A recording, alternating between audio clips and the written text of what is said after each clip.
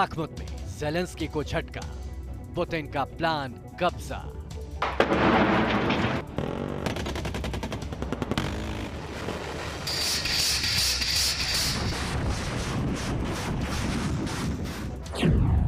तबाही के निशान, बाखमुत बना कब्रिस्तान।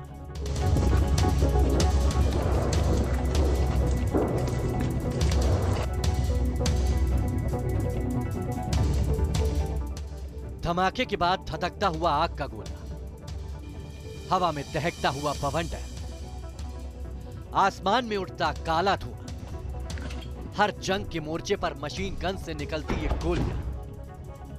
ये पान होता है। तस्वीरें गवाही दे रही हैं कि बाखमुत में ज़ेलेंस्की की फौज को करारा झटका लगा है। मई 2022 से जारी रूसी हमले के बाद बाखमुत पूरी तरह से कब्रिस्तान में तब्दील हो चुका है। अब तक के सबसे बुरे हालात में यूक्रेन की फौज बाखमुत में फंसी हुई है। और इसी बीच रूसी समर्थन वाले वैगनर ग्रुप के चीफ येवगेनी प्रिगोजिन ने एक वीडियो जारी कर कहा कि यूक्रेन के सैनिकों के शव को कीव के कब्जे वाले इलाके में भेजा जा रहा है। हम यूक्रेन के सैनिकों के शव को उनके यहां पर भेज रहे हैं। उन्होंने बहादुरी से लड़ाई लड़ी और दम तोड़ दिया, इसीलिए उनके शवों को उनकी मातृभूमि भेजा जा रहा है। इस वीडियो में यूक्रेन के सैनिकों के शव को ट्रक में रखते हुए देखा जा सकता है। ब्रिटेन की खुफिया एजेंसी की तरफ से अब यह कह दिया गया है कि बाखमुत की लड़ाई अब खत्म हो चुकी है।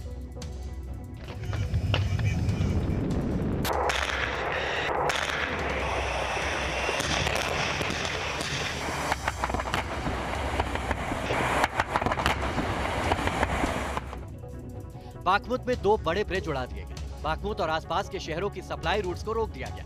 यूक्रेन के कमांडर ने भी कह दिया कि बाखमुत में दुश्मन सैनिक भारी तादाद में जमा है। मतलब बाखमुत में यूक्रेन का टोटल सरेंडर हो चुका है। विदेशी मीडिया के मुताबिक रशियन फोर्स के सामने यूक्रेन के सैनिक फंस गए हैं। बाखमुत में 3 इलाके से रूसी सैनिक हमला करने में सक्षम है, यानी यूक्रेन के सैनिकों को घेर लिया गया है। अगस्त से लड़ रही ज़ेलेंस्की की फौज अब भारी दबाव में है। पूर्वी यूक्रेन के इस किले में अब वैगनर ग्रुप का दबदबा है।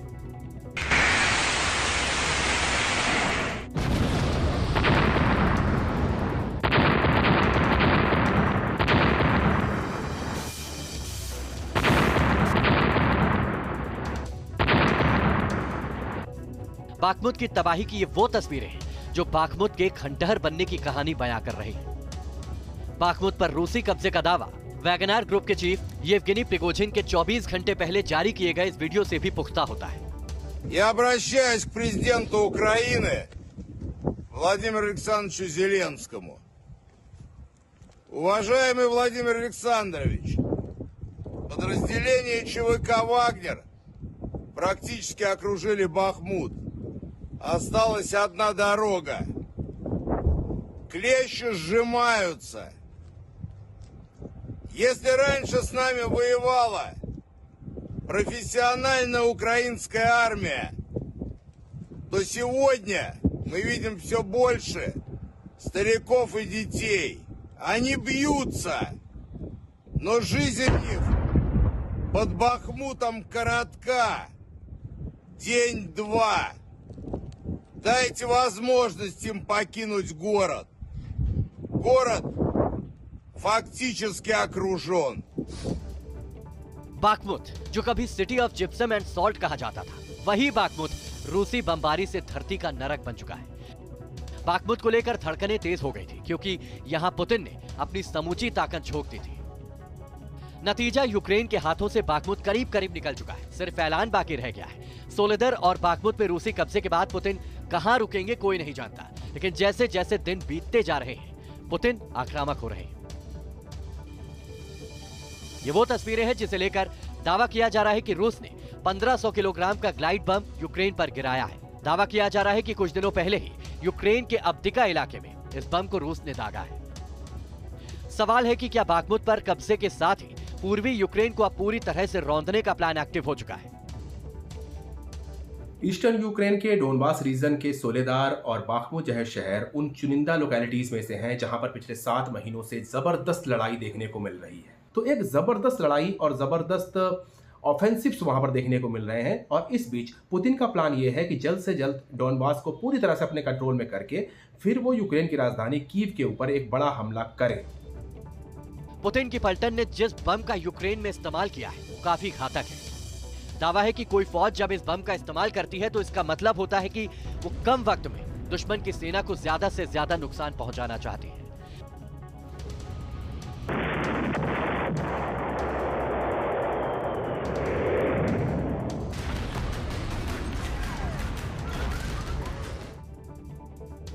रूस के इस नए बम का नाम है ग्लाइडिंग बम, यानी यूपीएबी 1500B।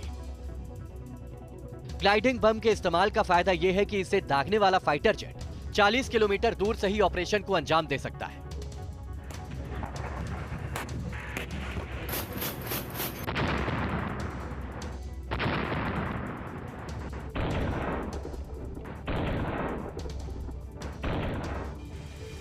दरअसल यूक्रेन को पश्चिमी देशों के हथियार मुहैया कराए जाने को लेकर पुतिन आग बबूला है। पिछले 48 घंटे में वॉर जोन में मची तबाही इसी का नतीजा है।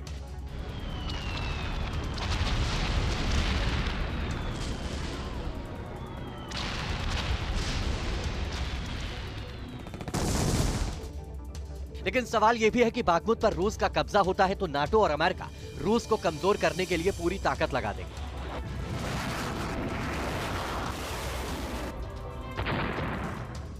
एक बार फिर अमेरिका ने यूक्रेन को और हथियार देने का भरोसा दिलाया है, तो ब्रिटेन ने भी यूक्रेन को ज्यादा तादाद में चैलेंजर 2 टैंक देने का भरोसा दिया है।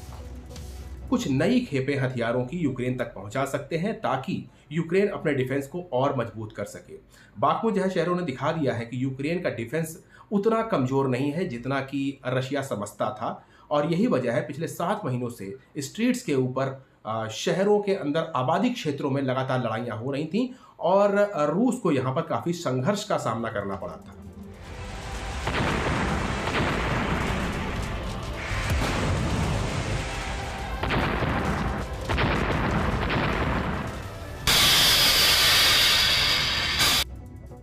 पुतिन अब आर पार के मूड में दिख रहे हैं। यूक्रेन समेत उसके मददगार देशों से इंतकाम लेने की आग में धधक रहे हैं। नाटो और यूक्रेन के मददगार देशों को टारगेट करने के लिए पुतिन ने अपने इरादे साफ जाहिर कर दिए। 14 फरवरी को रूस के Tu-95 MS विमानों ने बेरिंग सागर में 7 घंटे तक उड़ान भरी। इसके बाद 13 घंटे तक Tu-160 बॉम्बर्स बैरेंट और नॉर्वेगियन सी के आसमान में उड़ान भरते दिखे। आसमान और समंदर में पुतिन की न्यूक्लियर तैनाती हो चुकी है और जमीन पर रूस की यार्स ICBM मिसाइलें साइलो लॉन्चर में तैनात हो चुकी हैं।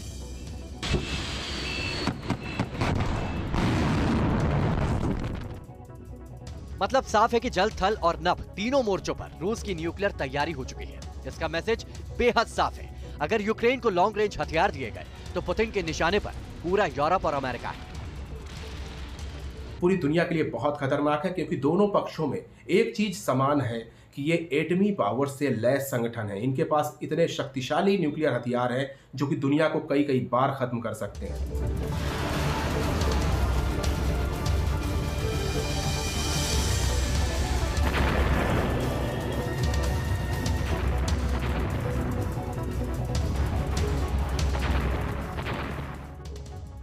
रूस ऐलान कर चुका है कि अगर ब्रिटेन ने यूक्रेन को स्टॉर्म शैडो मिसाइलें दी तो लंदन 5 मिनट में राख की ढेर में तब्दील हो जाएगा। रूस न्यूक्लियर मोर्चों पर अपनी एडवांस तैयारी को अंजाम दे चुका है और इन तैयारियों का मतलब साफ है कि अगर यूक्रेन ने पश्चिमी देशों के लॉन्ग रेंज हथियारों से इस्तेमाल किए तो रूस परमाणु ट्रिगर दबाने को तैयार है। Team news nation.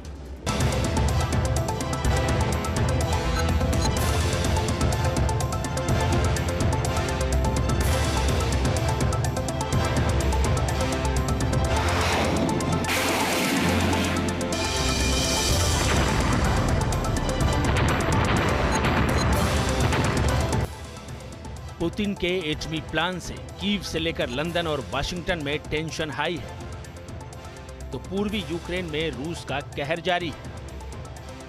War zone से जो खबरें आ रही हैं उसके मुताबिक खेरसौन पर रूस ने बड़े हमले को अंजाम दिया है।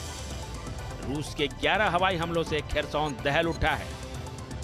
वॉर जोन में एक से बढ़कर एक घातक हथियारों का इस्तेमाल हो रहा है।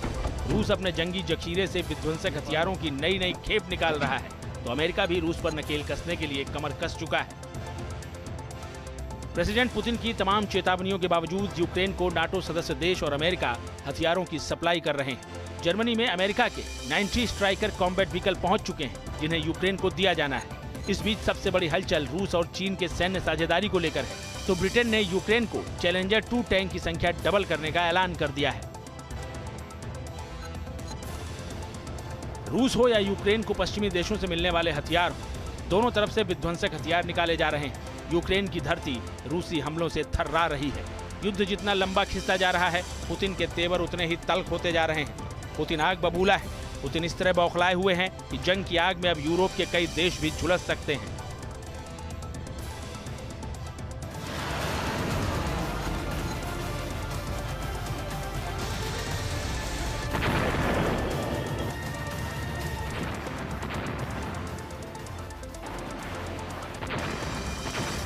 तो कूटनीतिक मोर्चों पर लगातार खेमेबंदियों को देखने के बाद, लगातार उतार चढ़ाव को समझने के बाद, चीज़ों को तौलने के बाद अब चीन और रूस मिलिट्री अलायंस के तौर पर साथ आते हुए दिखाई दे रहे हैं और ये पश्चिमी ताकतों के खिलाफ एक खतरनाक जुगलबंदी हो सकती है। सिर्फ जमीन पर हलचल नहीं दिख रही है, बाल्टिक सागर में भी अमेरिका और रूस की जंगी तैयारियां तेज हो चुकी हैं।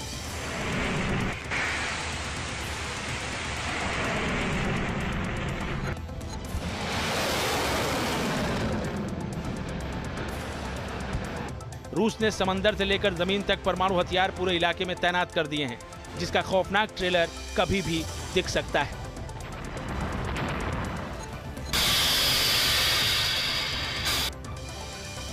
सबसे खौफनाक बात कि जिस स्पीड से पुतिन अपने परमाणु हथियारों से नाटो और यूक्रेन को दहला सकते हैं, उसका तोड़ ना तो अमेरिका के पास है और ना ही नाटो के पास। जानकारी के मुताबिक रूस ने बाल्टिक सागर में 2 destroyer ship, 1 Buyan M class corvette ship, 2 frigate ship और 3 न्यूक्लियर सबमरीन को परमाणु मिसाइलों से लैस करके रखा है, जबकि Su-35 fighter jet, Kinzhal hypersonic missile से लैस 3 मिग-31 विमान, स्कंदर परमाणु मिसाइल, S-400 की 2 बटालियन और 50 किलो टन वाले न्यूक्लियर बम कैलिनग्राड में तैनात हैं। इतना ही नहीं, रूस ने बाल्टिक के करीब 2 मोर्चों पर अपने TU परमाणु लॉन्ग रेंज बॉम्बर विमानों का मोर्चा बना लिया है। पहला फिनलैंड के करीब कोला प्रायद्वीप पर और दूसरा बेलारूस के करीब तांबोव में। रूस ऐलान कर चुका है कि वो हर हाल में यूक्रेन युद्ध जीत कर ही रहेगा। रूस कह चुका है कि पश्चिमी देशों ने अगर यूक्रेन को और घातक हथियार दिए तो युद्ध का परिणाम और भी घातक होगा। प्रेसिडेंट पुतिन की जंगी तैयारी और तेवरों से साफ है, नए साल में वो यूक्रेन को पूरी तरह से मसलने की प्लानिंग कर चुके हैं। बावजूद इसके इस जंग में अब तक सोलेदार और बाखमुत को छोड़कर पुतिन को वो कामयाबी नहीं मिल पाई है जिसकी उम्मीद वो कर रहे थे, और न ही जेलेंस्की घुटने टेकने को राजी हैं। अमेरिका और नाटो की जिस गुस्ताखी ने पुतिन का क्रोध सबसे ज्यादा भड़काया वो है यूरोप में 100 नए परमाणु बमों की तैनाती। रूस की सीमा के करीब परमाणु बमों की तैनाती ने पुतिन को ऐसा फैसला लेने पर मजबूर कर दिया है जिससे परमाणु तबाही आने का अलार्म बज गया है। पुतिन ने साल 2023 के लिए बनाया है प्लान, जिसे कहा जा रहा है मिशन सर्वशक्तिमान। यह ऐसा खौफनाक प्लान है जिसका खुलासा होते ही अमेरिका की नींद उड़ गई है। नाटो डर से थर-थर कांप रहा है।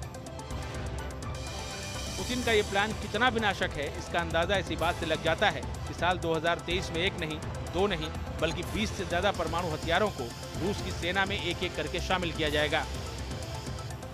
जमीन, आसमान और समंदर में रूस न्यूक्लियर ट्रायड हथियारों का ऐसा चक्रव्यूह तैयार करेगा कि दुश्मन का सफाया तय है। इतना ही नहीं, रूस 2023 में हाइपरसोनिक परमाणु मिसाइलों, किंझल और जिरकॉन की भी तैनाती और इनका प्रोडक्शन बढ़ाने जा रहा है। मकसद साफ है कि पुतिन अब समंदर से आसमान तक एटमी जाल बिछाने की प्लानिंग कर रहे हैं, जिससे दुश्मन को पलक झपकते ही खाक में मिलाया जा सके। Team news nation.